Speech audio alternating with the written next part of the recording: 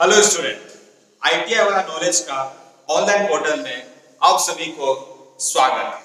जैसे कि हम लोगों ने प्रीवियस वीडियो लेक्चर में ट्रांसफॉर्मर में क्लासिफिकेशन ऑफ ट्रांसफॉर्मर को पढ़ रहा था, राइट। उसको अच्छा से समझा कि कौन कौन सा बेसिस पे हम लोगों ने ट्रांसफॉर्मर को क्लासिफाई किया है। प्रीवियस क्लास में हम लोगों ने on the basis of cooling system के हिसाब से कितने प्रकार के ट्रांसफॉर्मर होते हैं उन्हें हम लोगों ने क्लासिफाई किया था। तो आज चलिए पढ़ते हैं उसके आगे कि कौन सा बेसिस पे हम लोग और क्लासिफाई कर सकते हैं। वो है on the basis of output capacity, right. On the basis of output capacity के हिसाब से आउटपुट क्षमता के आधार पर हम लोगों के पास कितने तरह के ट्रांसफॉर्मर है उन्हें अभी हम लोग देखेंगे। तो कितने तरह के होते हैं?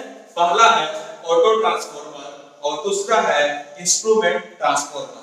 क्या है? पहला है ऑटो ट्रांसफॉर्मर और दूसरा है इंस्ट्रूमेंट ट्रांसफॉर्मर। और इंस्ट्रूमेंट ट्रांसफॉर्मर का भी दो प्रकार होता है। कौन कौन है? एक है करंट ट्रांसफॉर्मर और दूसरा है पोटेंशियल ट्रांसफॉर्मर। अभी इनको हम लोग वन बाय वन करके अच्छी तरह डिटेल में देखेंगे, राइट। तो सबसे पहले हम लोग देखेंगे कि ऑटो ट्रांसफॉर्मर क्या है। ऑटो ट्रांसफॉर्मर को किस तरह से डिफाइन करेंगे हम लोग? ऑटो ट्रांसफॉर्मर को डिफाइन करते हैं केवल एक वाइंडिंग वाला ट्रांसफॉर्मर को हम लोग क्या बोलेंगे? Auto transformer. इसको कैसे करते हैं? केवल एक वाइंडिंग वाला ट्रांसफॉर्मर ऑटो ट्रांसफॉर्मर करते हैं। इसको ऐसे भी डिफाइन करते हैं, राइट।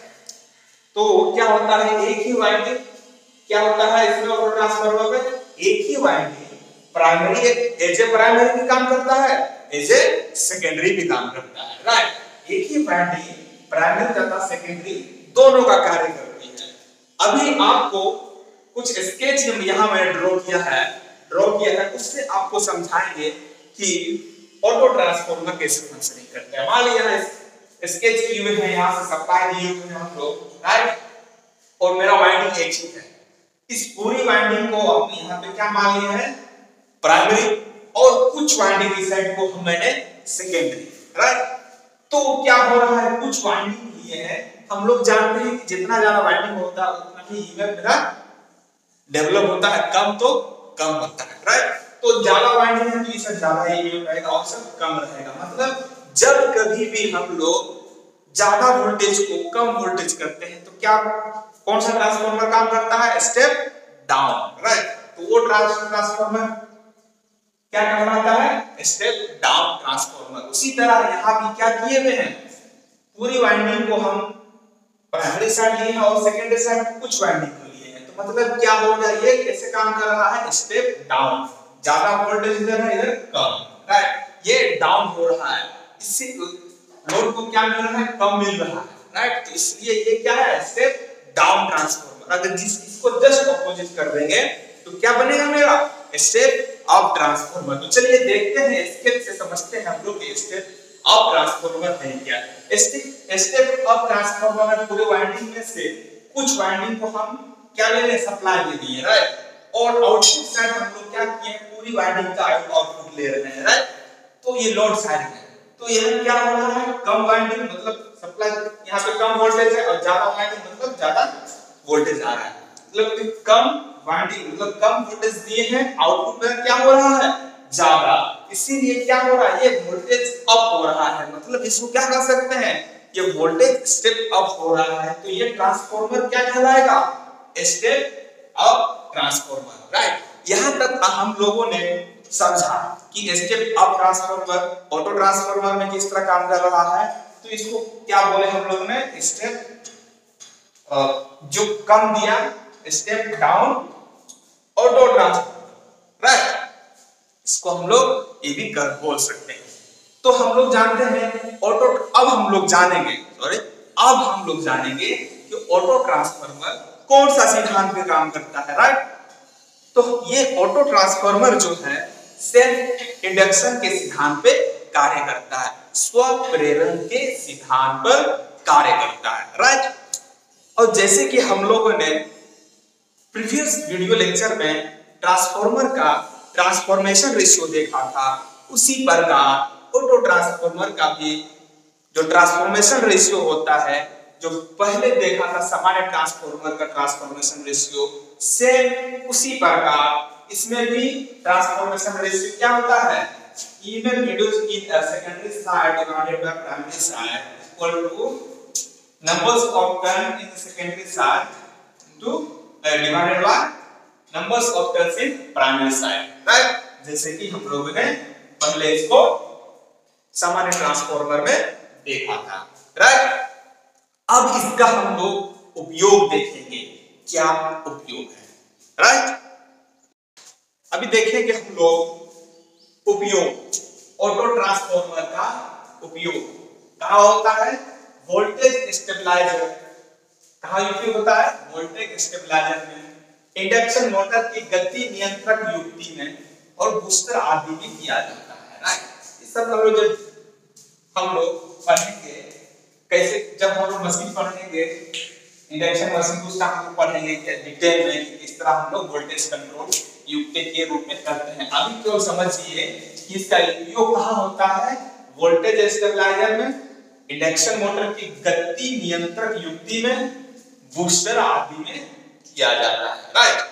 अब हम लोग देखेंगे इसका क्या एडवांटेज है, क्या लाभ है, राइट? तो इसका क्या लाभ है, ये क्योंकि इसमें क्या हो जा रहा है, एक ही वाइंडिंग एज ए प्राइमरी भी काम कर रहा है और सेकेंडरी भी काम कर रहा है, तो क्या हो गया, मेरा वाइंडिंग का बचत हो गया। वाइंडिंग की बचत होने के कारण ये क्या हो जाता है, आकार में छोटा हो जाता है, राइट? आकार में छोटा है, राइट? और जैसे कि वाइंडिंग का बचत के कारण क्या हो जाएगा, छोटा हो गया, तो ऑटोमेटिकली क्या होगा, मूल्य भी कम लगने वाला है, तो कम लागत वाला होता है ये, और इसमें इफिशियंसी भी ज्यादा हो जाती है। क्यों? क्योंकि इसमें क्या हो जा रहा है, वाइंडिंग कम हो जा रहा है तो लॉस भी कम होगा, लॉस कम होगा तो दक्षता इफिशियंसी ज्यादा होगा, राइट? अब हम लोग देखेंगे डिसएडवांटेज, हानियां। अगर किसी में एडवांटेज है तो कुछ तो डिसएडवांटेज भी रहती है, तो इसमें भी हल्का सा क्या डिसएडवांटेज है, इसमें ये डिसएडवांटेज है कि सेकेंडरी वाइंडिंग क्या है, इसमें पृथक ना होने के कारण क्या होता है, अगर इसका मरम्मत करते से लगे यंत्र को अगर कोई कारीगर मरम्मत करता है तो क्या हो सकता है, उसको झटका मार सकता है, राइट? सेकेंडरी वाइंडिंग पृथक ना बनाए जाने के कारण इसके उपयोग पर आधारित उपकरण एवं यंत्र मरम्मत करते समय कारीगर को झटका दे सकता है, राइट? तो इसका विशेष ध्यान रखना पड़ता है, राइट? अब नेक्स्ट देखेंगे क्या, अगर ऑटो ट्रांसफॉर्मर में से क्या करेंगे, 8-10 टेपिंग निकाल दी जाए तो हमको उससे क्या मिलता है, उससे उपयोग विभिन्न वोल्टेज की एसी सप्लाई करने वाला उपकरण बन जाता है, राइट?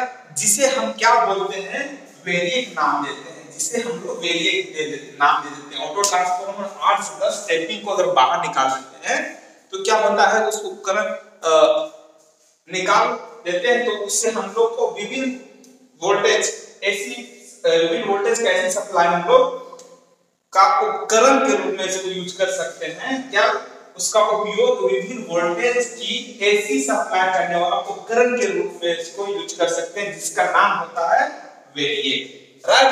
इस तरह से हम लोगों ने देखा on the basis of output capacity, हम लोगों ने देखा क्या, दो तरह का ट्रांसफार्मर, ऑटो ट्रांसफार्मर और इंस्ट्रूमेंट ट्रांसफार्मर। उसमें से अभी हम लोग कंप्लीट किसका देखा, ऑटो ट्रांसफार्मर का, राइट? कि ऑटो ट्रांसफार्मर क्या है, कैसे फंक्शन करता है, इसका वर्किंग प्रिंसिपल क्या है, राइट? किस सिद्धांत पे कार्य करता है, अभी हम लोगों ने देखा कंप्लीटली। अब हम लोग देखेंगे इंस्ट्रूमेंट ट्रांसफार्मर, राइट? तो चलिए इंस्ट्रूमेंट ट्रांसफार्मर की ओर अब हम लोग देखेंगे इंस्ट्रूमेंट ट्रांसफार्मर, राइट? ये on the basis of output capacity के आधार पर ये दूसरा ट्रांसफार्मर, पहला क्या था ऑटो ट्रांसफार्मर, दूसरा instrument transformer, right? Instrument transformer का दो प्रकार होता है, उसका दो टाइप है, एक है करंट ट्रांसफार्मर जिसको हम लोग सीटी भी बोलते हैं, और दूसरा है पोटेंशियल ट्रांसफार्मर जिन्हें हम पीटी भी बोलते हैं, राइट। तो अभी हम लोग समझेंगे कि इंस्ट्रूमेंट ट्रांसफार्मर क्या है, राइट। क्या समझेंगे? इंस्ट्रूमेंट ट्रांसफार्मर है क्या? ये है उच्च मान की वोल्टेज, क्या उच्च मान की वोल्टेज तथा विद्युत धारा मापक यंत्रों में प्रयोग किया जाने वाला ट्रांसफार्मर क्या कहलाता है? इंस्ट्रूमेंट ट्रांसफार्मर कहलाता है। क्या क्या मैंने बोला?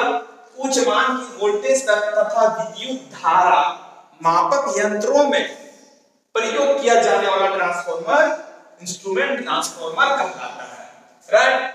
तो अभी हम लोग देखेंगे सबसे पहले करंट ट्रांसफार्मर, धारा ट्रांसफार्मर देखेंगे, राइट। क्या है? यह एक वोल्टेज स्टेप अप अर्थात धारा अपचयन प्रकार का होता है। इसका मीनिंग क्या है? स्टेप अप, अभी जैसे पढ़ा मैंने, हम लोगों ने पढ़ा स्टेप अप मतलब क्या होता है? वोल्टेज ज्यादा। ये क्या है? यह एक स्टेप अप अर्थात धारा अपचयन प्रकार का ट्रांसफार्मर होता है। आपको अगर यहाँ फिगर में दिखाएंगे ये क्या हो रहा है, इसमें एक दो वाइंडिंग है और सबसे ज्यादा वाइंडिंग इसमें है, मतलब क्या हो रहा है? यहाँ पे स्टेप अप हो रहा है, राइट। यहाँ तक फिलहाल समझिए, स्टेप अप हो रहा है। उसके बाद क्या हो रहा है? इसकी प्राइमरी वाइंडिंग में केवल एक लपेटा अथवा एक सीधा व मोटा तार होता है। जैसे कि मैंने बताया, एक लपेटा या दो लपेटा या एक सा सीधा तार होता है, राइट। सीधा या मोटा तार होता है, जबकि सेकेंडरी वाइंडिंग में पतले तार की अनेक लपेटें बनाई जाती है। जबकि सेकेंडरी वाइंडिंग में पतले तार की अनेक लपेटें बनाई जाती है। अनेक लपेटें होगा तो क्या होगा? कम लपेटे वोल्टेज कम, ज्यादा लपेटे में ज्यादा वोल्टेज, राइट। हम लोगों ने पहले पढ़ा है। तो क्या हो रहा है? यहाँ पे स्टेप अप हो रहा है, राइट। इस प्रकार क्या होता है? इस प्रकार प्राइमरी परिपथ में 100 से 200 एम्पीयर विद्युत धारा को केवल कितना में परिवर्तन करते हैं? 1 से 2 एम्पीयर विद्युत धारा में परिवर्तन किया जाता है। हम लोग जानते हैं ट्रांसफार्मर में क्या होता है? पावर सेम होता है। वोल्टेज ज्यादा होगा करंट कम होगा, करंट ज्यादा होगा तो वोल्टेज कम होगा। तो यहाँ क्या हो रहा है? वोल्टेज ज्यादा, स्टेप अप कर रहे हैं, क्या हो रहा है? करंट कम हो रहा है। इस प्रकार क्या हो रहा है? 100 से 200 एम्पीयर विद्युत धारा को केवल और केवल कितना में कन्वर्ट कर दिए हम लोग? 1 से 2 एम्पीयर विद्युत धारा परिवर्तन कर दिया जाता है। और इसमें क्या हुआ? सेकेंडरी साइड में 0 से 5 एम्पीयर की एक एमीटर संयोजित करते हैं और जिससे हम लोग नापते हैं करंट, राइट। इस तरह से हम लोग हाई टेंशन सप्लाई वाला करंट को नापते हैं, जिसे हम बोलते हैं करंट ट्रांसफार्मर या सीटी, राइट। अब हम लोग क्या देखेंगे? Potential transformer. और पोटेंशियल ट्रांसफार्मर में इसका कंस्ट्रक्शन जो होगा इसका ऑपोजिट होगा, राइट। तो कैसा ऑपोजिट होगा इसको हम लोग समझेंगे, और समझेंगे हम लोग कि क्या मेजर करता है। करंट नाम से समझ में आ जाता है, करंट ट्रांसफार्मर मतलब करंट को मेजर करेगा। पोटेंशियल ट्रांसफार्मर मतलब पोटेंशियल मतलब वोल्टेज को मेजर करेगा। हाई टेंशन वाला वोल्टेज को कैसे हम लोग उसको मेजर करते हैं? क्योंकि हम लोग क्या है, हम लोग के पास इतना ज्यादा एम्पीयर करंट को मापने के यंत्र तो है नहीं, या फिर ज्यादा वोल्टेज को नापने के लिए मापने के लिए यंत्र नहीं, उसको क्या करना पड़ता है? कम करके उसको नापते हैं, राइट। इस तरह अभी हम लोगों ने समझा सीटी। अब हम लोग समझेंगे पीटी मतलब पोटेंशियल ट्रांसफार्मर। अब हम लोग देखेंगे पोटेंशियल ट्रांसफार्मर। पोटेंशियल ट्रांसफार्मर मतलब पीटी, राइट। यह एक वोल्टेज अपचय प्रकार का छोटा ट्रांसफार्मर होता है। ये स्टेप डाउन प्रकार का एक छोटा ट्रांसफार्मर होता है, राइट। इसमें क्या होता है? इसका प्राइमरी साइड में पतले पतले तार के बहुत सारे वाइंडिंग लगाते हैं और सेकेंडरी साइड में क्या होता है, एक वाइंडिंग रहता है जिसे हम लोग क्या करते हैं, स्टेप डाउन करते हैं और मुझे वोल्टेज नापते हैं सेकेंडरी साइड में वोल्टमीटर के द्वारा, राइट। तो इसकी प्राइमरी वाइंडिंग पतले तार की तथा अनेक लपेटें बनाई जाती है, पतले तार की अनेक लपेटें बनाई जाती है, राइट। जबकि सेकेंडरी वाइंडिंग में मोटे तार की केवल एक दो लपेटें होती है, जैसे अभी आपको बताया, राइट। क्या है, प्राइमरी साइड में ज्यादा लपेटें होते हैं और हाँ सबसे बात यह है कि लगा हुआ है किसमें, इस एसी सप्लाई का पैरेलल में लगा हुआ है और करंट ट्रांसफार्मर इसका सीरीज में लगा हुआ रहता है, इसको ध्यान में रखना है, समझे। तो हम लोग प्राइमरी साइड को क्या रखते हैं, बहुत ज्यादा लपेटें पतले तारों की, राइट, जिससे क्या होता है, इस प्रकार प्राइमरी परिपथ के 11,000 से 22,000 वोल्ट को केवल और केवल 50 से 100 वोल्ट के बीच में स्टेप डाउन किया जाता है, अपग्रेड किया जाता है और उसे हम सेकेंडरी में संयोजित एक वोल्ट मीटर जिसका रेंज होता है 0 से 100 वोल्ट, राइट, वोल्ट मीटर जिसका रेंज होता है 0 से 100 वोल्ट के द्वारा नाप लिया जाता है। इस तरह से हम लोग आसानी से इतना हाई टेंशन वाला वोल्टेज, हाई टेंशन सप्लाई वाला वोल्टेज कितना है, 11,000 से 22,000 वोल्ट को केवल और केवल हम लोग 50 से 100 वोल्ट के बीच में स्टेप डाउन करके हम लोग सेकेंडरी साइड में वोल्टमीटर द्वारा आसानी से नाप लेते हैं। इसलिए ये क्या कहलाता है, हम लोग इसमें क्या नापते हैं, करंट और वोल्टेज, इसलिए हम लोग इसको बोलते हैं इंस्ट्रूमेंट ट्रांसफार्मर, राइट।